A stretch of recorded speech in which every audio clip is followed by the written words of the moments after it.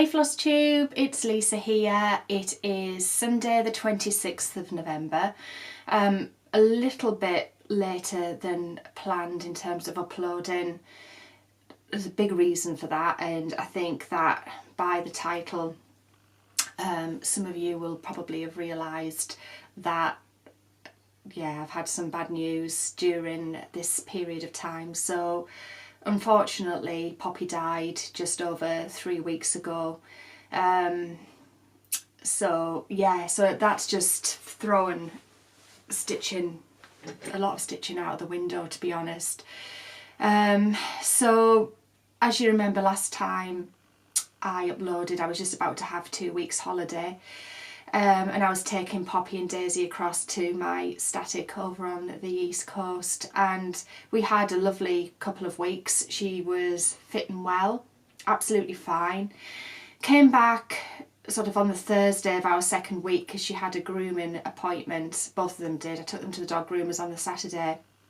By the Monday she wasn't feeling very well. She got a really nasty gastric bug, a really nasty bug, and we just never seemed to get it under control. Daisy got it too, and Daisy was unwell for about a day, but Poppy, it just seemed to be lingering for longer. She couldn't really keep much down, and whatever she did get down was just coming straight out the other end. So we saw our cardiology vet on the 26th of November, and at that point she was okay. She was still fine. She was still okay. She'd started eating a little bit. We decided not to do her renal function test or kidney function test at that point because, to be honest, she would probably be a bit dehydrated, and I didn't want to give a false reading because obviously, because she was on so many heart medications, that can have an impact on the kidney function, and I just didn't want us to end in a situation where we were getting false readings from a kidney. So the cardiology vet completely agreed with this, so we decided to hang fire and we would review her. So I left with her on the 26th with a load of medication. Like, seriously, I've got a bucket load of medication, heart medication for animals, which I'm going to find a rescue sanctuary or something and donate it to. I just need to do that, really, because it's just going to go to waste. So throughout the rest of the week following that, she wasn't fantastic. I took her to the vets on Halloween on the 31st because I was just concerned that this bug was hanging on for a long time. The vet said to me, it was my own GP vet, my general practitioner vet, said that he didn't think her gastric bug was anywhere linked to a heart, kidney function or anything like that. So he gave us some antibiotics and probiotics to help with the gastric bug. And on the 2nd, which was the Thursday, I was just really concerned with her. She'd started to become a little bit confused. She'd walk to a water bowl and just sort of stand and look at it and not drink. Her back legs had started to go a little bit wobbly. I'd got up on the Thursday, started to get ready for work, and then took her out for a wee. She didn't want to do a wee, she just sort of laid down on the grass, and at that point I'm just like, look, she's like really not very good, and I needed to get her into the vet. So I took her in first thing that morning and left her with the vet, and got a phone call at 2 o'clock to say that she died in there. Just horrendous, because it's really not the death, not that any death is good by any stretch of the imagination, but it's just not the death that I had planned for her. I wanted to have her put to sleep, because we've had that done before with our previous King Charles, and it's not the most pleasant thing, but it's peaceful, it's peaceful. They just drift off with the anaesthetic before, the, barbiturate or whatever is injected, and she just didn't get that opportunity. I don't think she died well. I know her breathing was very laboured, and from what the nurse told me, she was gasping for breath right at the very end. And, you know, and I know what she's like, what she was like. She would have been panicking and worried. Like, she just didn't really do well without me there, really. You know, so yeah, I just don't want to think of her. You know, her last moments were frightened, and I think they probably were. But you know, it was her time. You know, she'd done well. I mean, obviously she'd been on a lot of medication for, you know, many months, and yeah, you know, she still had a brilliant quality of life despite that. And I can't believe that, you know, a week, having seen the cardiologist a week later, she's gone.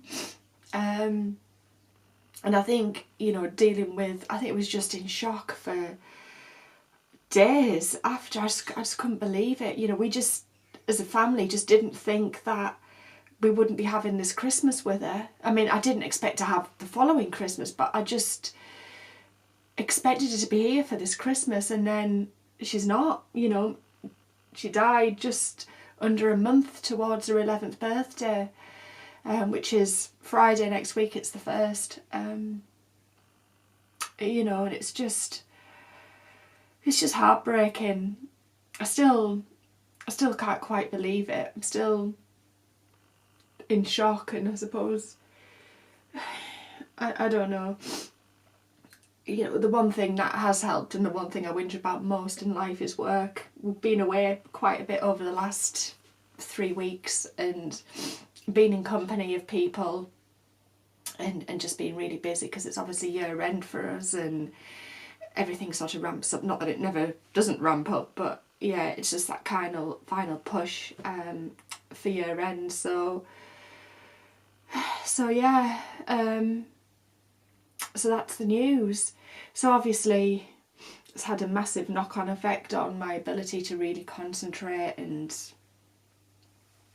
do anything, really. I have done some stitching. I've done more than I thought, but a lot of this was done in the early stages post previous upload, and then I've managed to do a little bit more over the last week as things have settled down. But I just couldn't even concentrate. I tried working on my under the sea Sal and miscounted, having done about 7 or 8 stitches, and put that away. So but yeah, it's just been awful. I mean, it wasn't not expected, but just not at that point. And yeah, so I've had her cremated, and I've got her ashes back with me.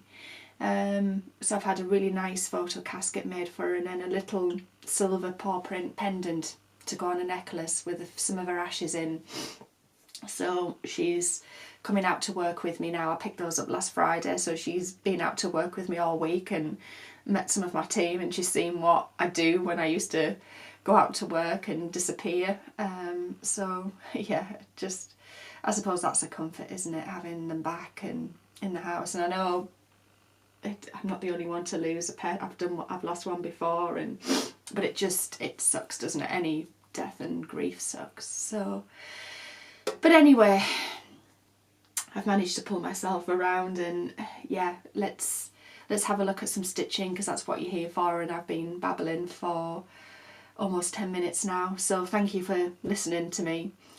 And yeah, so first of all, I'd like to say I hope everybody over in the US and Canada has had a really lovely Thanksgiving over the last few days. Kind of wish we did something like that in the UK, not because we'd get some extra time off, but just because it's like, I suppose for anybody, like the precursor and the start of like the holiday festivity season, isn't it? And we just seem to like arrive at it late in the UK.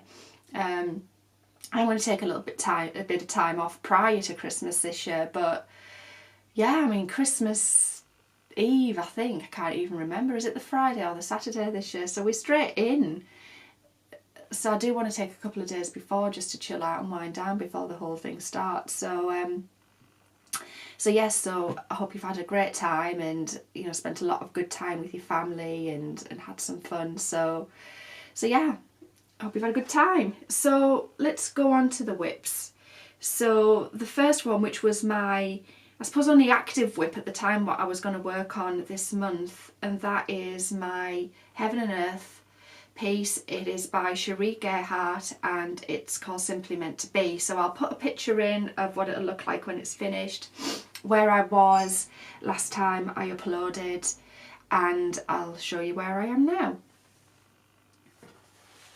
So here we go, and this is my progress so far. Now I'm going to have to probably move back to get it all in because I am on the last bit. So this is the actual bottom of it, so I'm almost there. So I'm stitching, a bit ironic, the dog at the moment. You probably can't quite work out what it is yet because it's a bit all over the place. So so last time I put an upload, I'd kind of done to her elbow.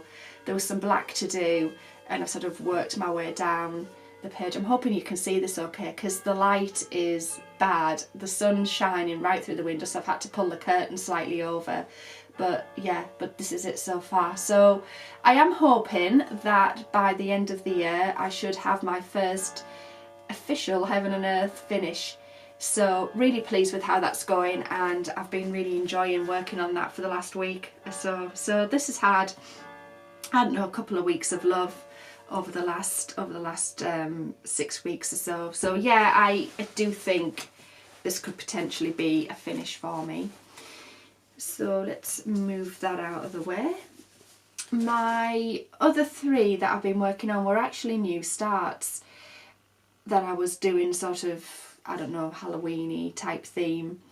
Some of them anyway, at least, and autumn type themes. So the first one is my Primitive Hare Old Salem Broom Company, which I think I've said it's by the Primitive Hare, stitched in Gentle Art sampler threads. So this is where I got to on it. It's not a lot of progress, but it's bigger than I thought, you know. So this is the little witchy stitched. So I kind of stopped at that point because I hadn't ordered enough of the Raven thread, and I didn't want to stitch anything else, like start the cat that's on the back, just in case there's like a dye-lot thing and it just slightly changes the colouring midway through stitching a larger object. So I do want to, I do want to come back, and now that that thread's arrived, sort of get back on with her again and stitch the rest of the cat on the back, and then there's a big border to go around it. So this has actually turned out quite sizable. So I'm stitching this 2/2. Yes, 2/2 on 30 count. It's a special dyed linen from the Primitive Hare called Old Salem. So I was saying, yeah, it's smelling a little bit better now. It did, I think it's obviously been tea and coffee dyed, or coffee dyed at least, and then put in the oven by the burnt smell. But yeah, a lot of the burnt smell and bits have kind of have dropped off it now, and yeah, it's a much more pleasant experience stitching on it. I think having it exposed to the air has helped that disappear. So yeah, she's looking fine. I'm not looking forward to stitching the border around the edge because it's not detailed, but it's just going to be big. It's going to take a long time to stitch that border. But it's one of those designs that I really, really like, and I'm really keen to have on my wall. So looking forward to getting on with that again. The other one that I'd started, and I haven't got a picture of it, I'll insert one for you, it is Electra. It's one of the Bewitching Pixies by Nora Corbett, and I hadn't started this when we, just get the thread out of the way, when we last met. So this is my progress so far on Electra. Just move it out of the sun. So I've stitched all of her dress now, bar the beading. So that's completely finished. And I'm on to her body and the pumpkin that she's holding. So I've made some really decent progress on this one. I'm really pleased with it. I think the colours are just outstanding in it. It's gorgeous. Yeah, it's really, really nice. I'm trying to think of her name. She's just finished this. Oh my goodness, what's she called? I'll insert her name below because I've completely forgotten her name, and I've just finished watching one of her videos as well. I can't believe it. She's just finished it, and she did a conversion on the wings and changed them to sort of maroon colours. Looks fabulous. I've kind of toyed with contacting her to find out what the name, well, the numbers of the DMC that she changed it to. But yeah, I think I'll just stick with the green, to be honest, because I've already bought the thread, so I'll just go with what I've got. But I love the colours, as I've said. It's just beautiful, this. It's just so vibrant, and I want to do another one of them to sort of, I don't know, oppose her in a way, you know, sort of be the other way around. And yeah, I don't know which to do. I'll have a look through other people's YouTubes and see what they've done colour wise. And the last one is my Autumn at Hare and Hollow, which I'm sure just about everybody will know this design. So that's it. I made the decision to stitch this with the NPI silks. Really wish I hadn't. I got a lovely comment from Marlene from Stitching by the Lakes. Hi Marlene. She said to me she was going to stitch this and she was going to use DMC threads, and I kind of wish I had. I mean, don't get me wrong, it's nice to stitch in something different to DMC because I'm a DMC girl, really. But does it make that much difference, really? I mean, DMC is nice. A lot of the colours, or some of the colours seem quite glossy on a DMC. Some of them don't so much, but I like DMC thread. And do I really think that, you know, the NPI silks offer really that much more? I'm not convinced I do. So I started with the topper because I bought the silks to do the topper, and I've not quite finished it yet, but I did make some progress on that topper. And yeah, you know, it's nice, and it's, sorry, you've got the sunline again, and it's nice to stitch with the silks, but I've only bought enough to do the topper so far. I'm sure that the other colours will come through the design, but there's that many shades. I mean, there must be 30 or 40 NPI silks required to complete this, that, you know, I will finish it in it, but you know, when you're kind of half wondering whether it was worth it. So Marlene, I completely agree with you, and yeah, I sort of wish I hadn't. And obviously this design's very long, and I know Marlene also commented and said that she was going to stitch 2 toppers side by side and then fit the other, how many is there? 12? Yeah, there must be 12. Yeah. Things below it, because it'll sit better on the wall. And actually, do you know what? I mean, this is going to be colossal by the time it's finished. Marlene, I think you're right. I think you're right to go with DMCs, and I think you're right to stitch it with the 2 toppers side by side and go along and do it that way. I think it'll look amazing. Not that this won't, but yeah, I don't know. Having said that, so using the power of hindsight, so I mentioned in my last video that I would love to do the Halloween at Hare and Hollow piece, and I'd looked on some sites, couldn't find it anyway, because obviously I'd looked at the Patchwork Rabbit, they weren't carrying it, and googled it, but still nothing had come up for the UK at the time, and found it on a US site, and they were charging like, I think it was $36 for shipping, and I had a major rant. So some of you guys obviously picked up on my anguish and commented. Now I've written some names down here for the people who have been in touch. So I want to say a big thank you to Anne P from the US, who has really kindly offered to ship things to the US from me, and obviously just charge me the normal shipping charges that you would expect. I mean, you know, when you order from 123 Stitch, you pay $11-12, which is absolutely fine, but I just couldn't justify paying the same amount as the pattern would cost me for shipping for something that's an A4 size. I just couldn't do it. So thank you, Anne, for that kind offer. I may come knocking on your door.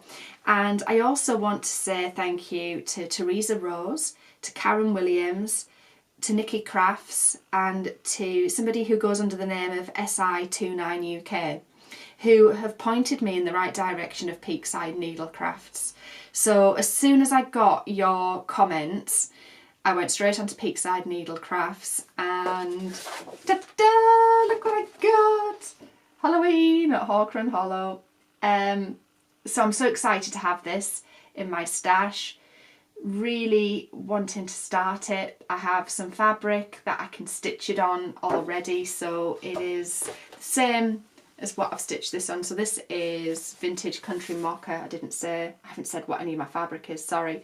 This is Vintage Country Mocha and it's 40 count, and I've stitched this 1/2, so it's like a 20 count in the end with 1/2.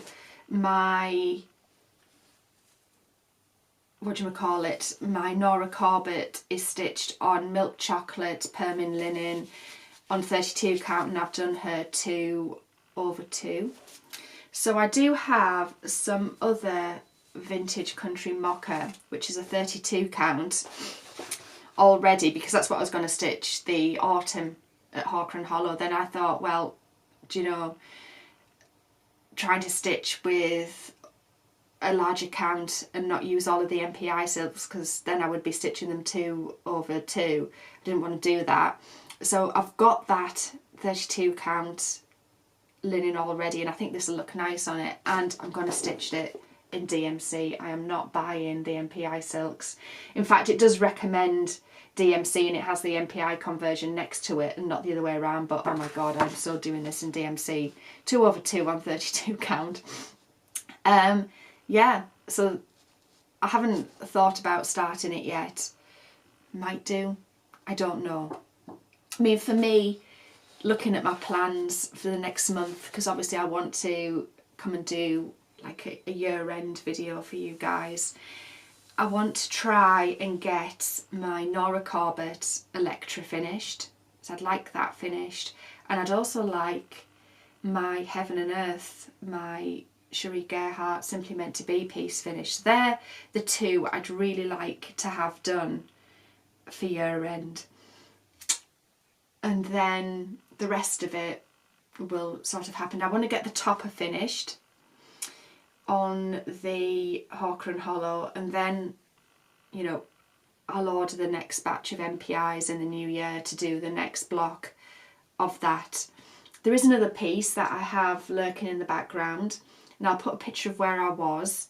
It is the Under the Sea Sal Stitch Along by Lakeside Needle Crafts. So this is where I was, and this is the same point as to where I am.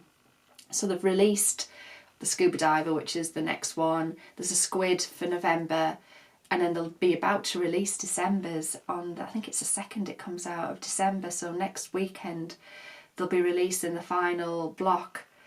So I really do need to get back on with that piece, because that'll be another end of year finish. So I'm hoping that by working on those three, I could potentially have 3 finishes moving in, like kind of year end into the new year.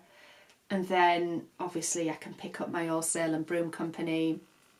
Hawker and Hollow autumn will be something that sort of runs throughout the year as and when I decide to buy the silks.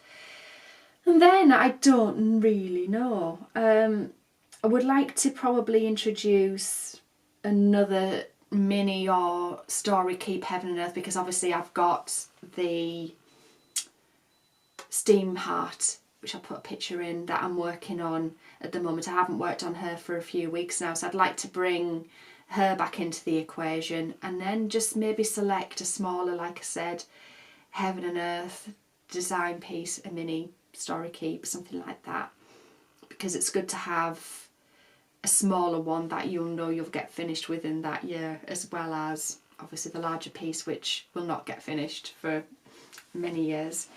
So yeah, so that's really about it, to be honest. So I'm sorry it's a bit of a flat video.